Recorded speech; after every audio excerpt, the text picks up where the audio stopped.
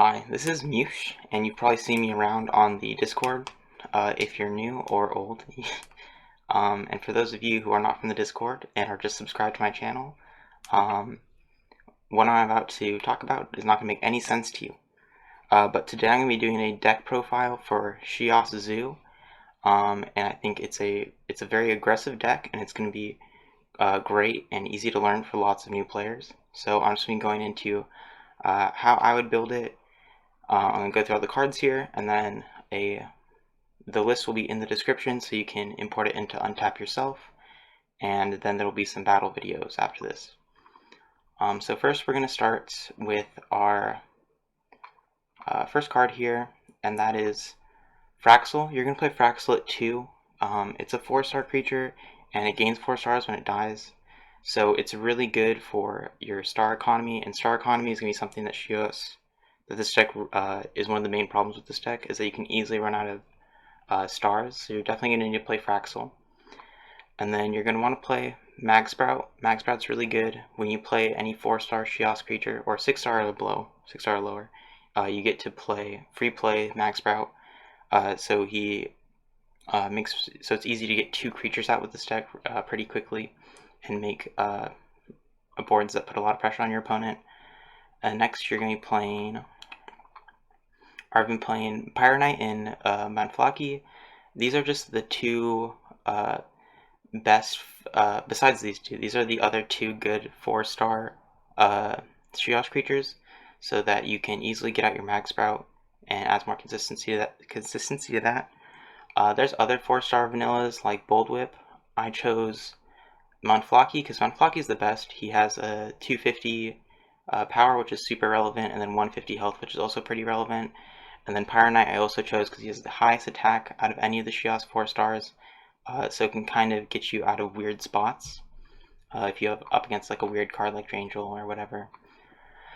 Meltalon definitely play. He's a super good card. 400 for 6 stars. He's one of like the best just like pure stat creatures, and he's going to be helpful if you run to any big threats like Pelfam or Ozo, those cards that have high health stats, and he's going to be able to attack over those with pretty easily, and he's the cheapest way to do that.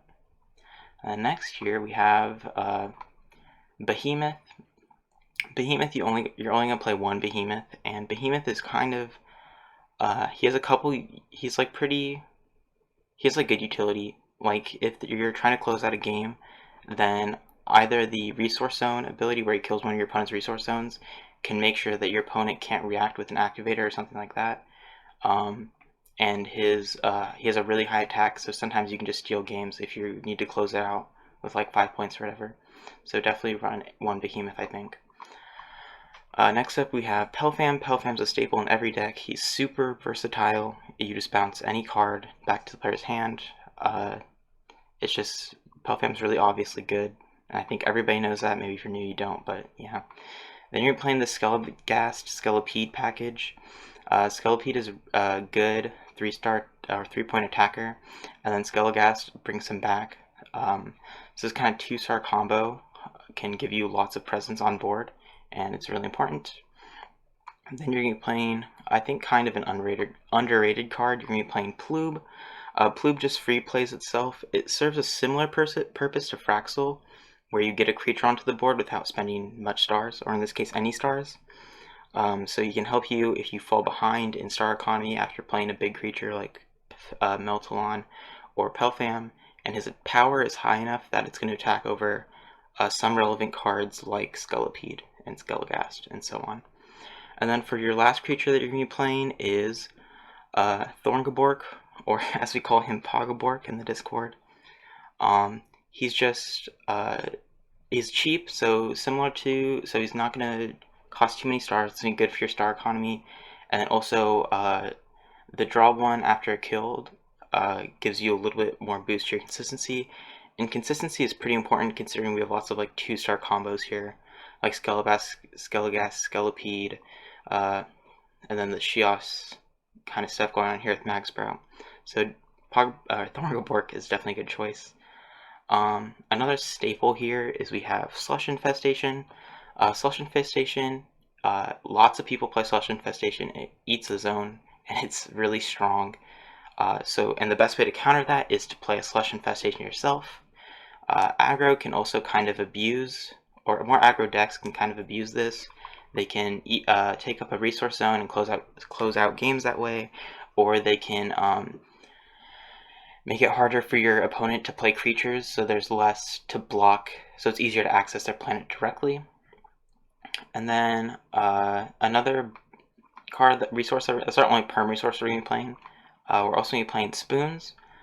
Spoons is really good. It just helps you thin your deck and get to the cards you need right now, or at the moment, which is also really important for like these two card combos we were talking about earlier.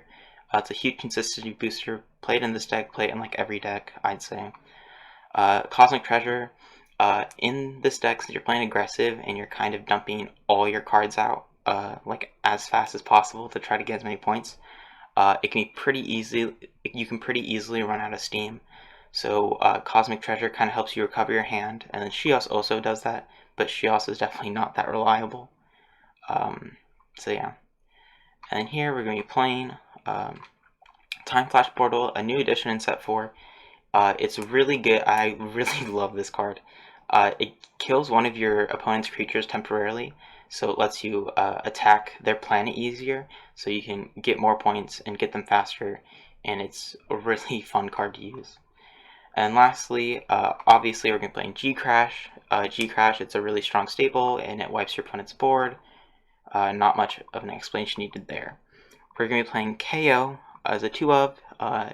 Sometimes you're going to run into creatures like Pelfam, Ozo, that have too much health for your like 4-star boys to take care of, or maybe even your Ploob to take care of.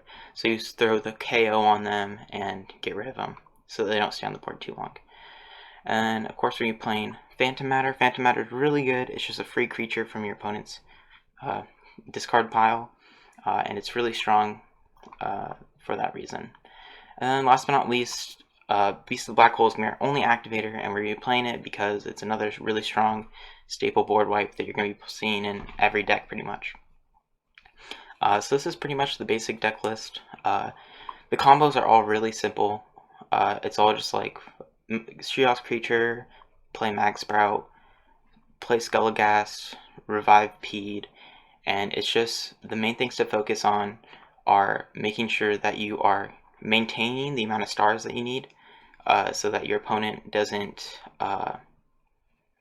get too much of a star advantage on you, and then also making sure that you are always putting the pressure on your opponent so that they can't just like gather resources and stuff like that.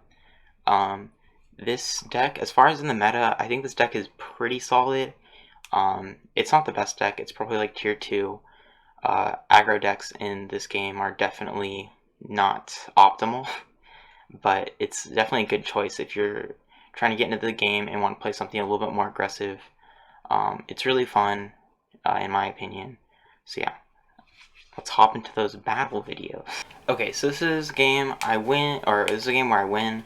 He's playing NJ Control, I'm playing Sheos, and you usually want to go first and you win the coin flip so you get the extra stars here. Because stars can be the main struggle with this deck. Anyway, so I play Pyraknight, and I want to immediately put pressure on the opponent and gain 3 points. He has to deal with this, or else I'm going to be racking up points pretty quickly. He responds with Gala. He kills my Pyraknight, he attacks for 1, and since it's a really... and I lose 1 because of the effect. Since it's a really small creature, I can just take it out with Thorngabork. He spoons. He spoons. He's thinking. Then he plays his own Thorngabork. Then it's my turn. I don't have a lot of options here, so I just throw out Manflaki probably. Oh no, I buy resource zones. I try to fix my hand with this spoons. Don't have a whole lot of options. I play Magsprout. And this way I can get 2 bodies on the field pretty easily. And just take out that Thorngabork. Now I have a board he kind of has to address right now. And so he burns his stuff. I don't have anything to play. He burns his G-Crash because I was presenting a threat of like 5 points. He plays Guster. I beast it so that I can try to immediately put some plays out right now. I put out Melt. He has Orbov. Oh, I accidentally pivot. Oops. Orbov blocks an attack. He kills it with a KO. His Slush Infestation, kind of a problem for me if I didn't have Slush Infestation in hand, but I do. Put on my Skelepede. I'm attacking again. Just trying to keep up this like string of attacks that he has to deal with. He plays that, get rid of my stuff, and then slushes me again. Damn, okay. And Uwu Ram. And it's kind of hard to deal with if I don't have a response to it. But luckily I have a response to it. That's nice. I'm debating. I don't want to burn my G-Crash on this Uram, because I know he doesn't have a lot of big threats. But I decided to do that, I guess. And then I play KO, because that's one of the things that gets past Uwu Ram easily. And then my Fraxle should replenish on my stars. He used both of his glows already. He bounces it. That's kind of a pain. A sob. Usually, yeah, it's pretty bad when you get bounced. Your Fraxle gets bounced, because it kind of defeats the purpose of that star gain at first and delays. Play Cosmic. And then I try to get more points. Now this time, since I got the Slush, it's going to kill his Pelfam. He buys another creature zone. He plays Kraka, cycling his gloves for later. And this gives me more stars, and I have a lot of stars to work with. I get my second Cosmic, luckily. I'm thinking about another thing. And I see this, because I know this can take out that, and I attack for 2. He plays Beast. I have plenty of stars, so I'm not too worried about the Beast. You're actually fine running into the Beast as long as it doesn't like cost you the game.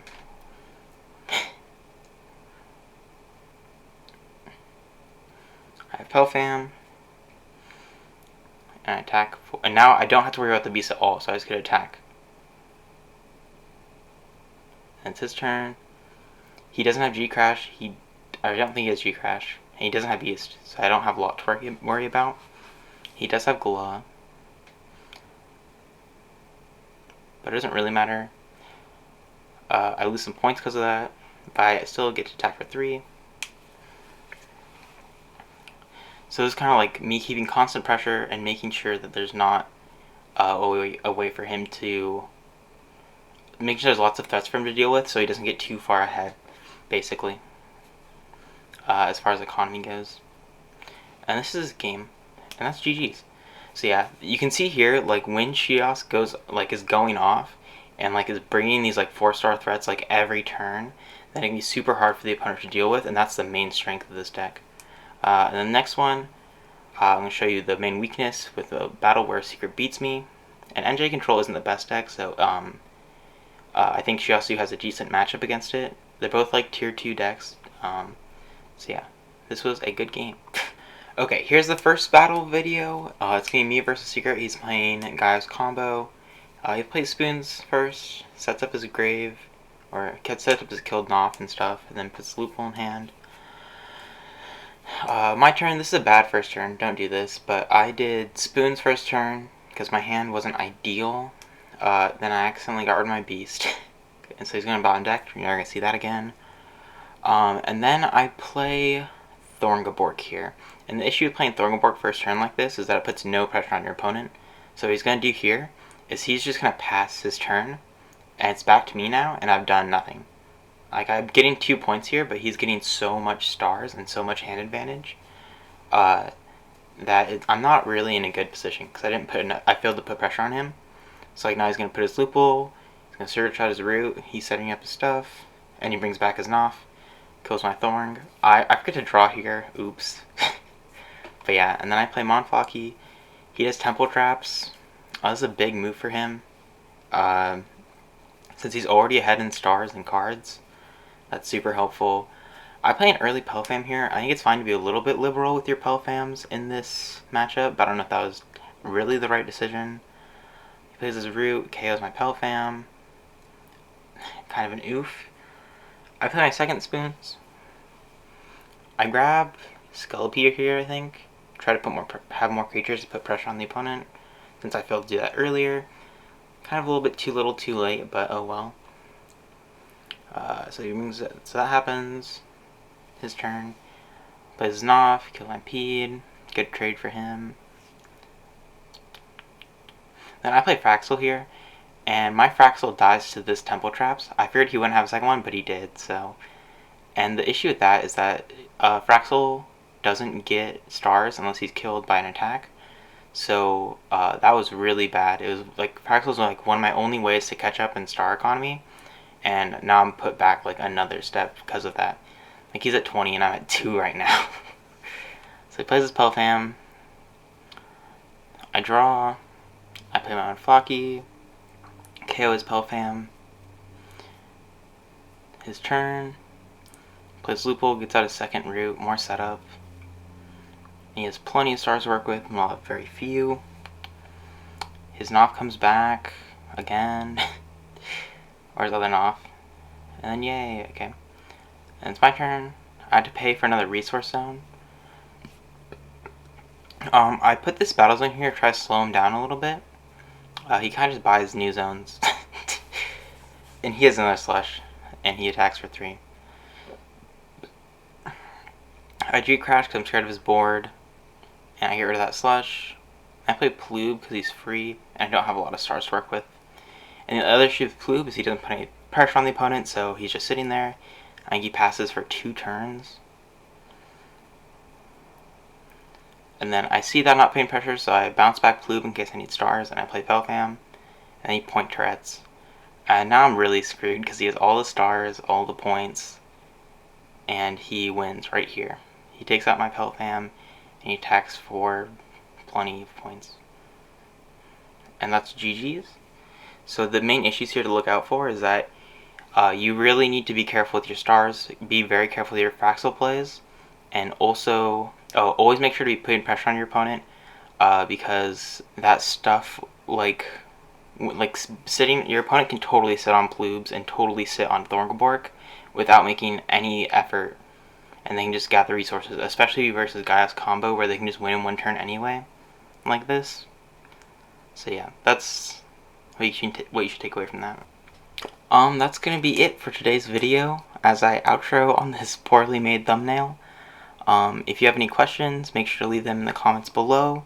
I know I made 2 mistakes when I was playing. I wasn't supposed to play that Magsprout on the turn I played Spoons, and I was supposed to draw off that Thorngabork. But otherwise, I think this video went well. I tried 2 different editing styles for the battle videos. One I sped up, and then one I cut together. Make sure to tell me which one you think went better. Huge shout out to Secret, you'll see him on the Discord, for helping me record. He's a great player, possibly the best right now. Make sure to like, comment, and subscribe for more videos in the future.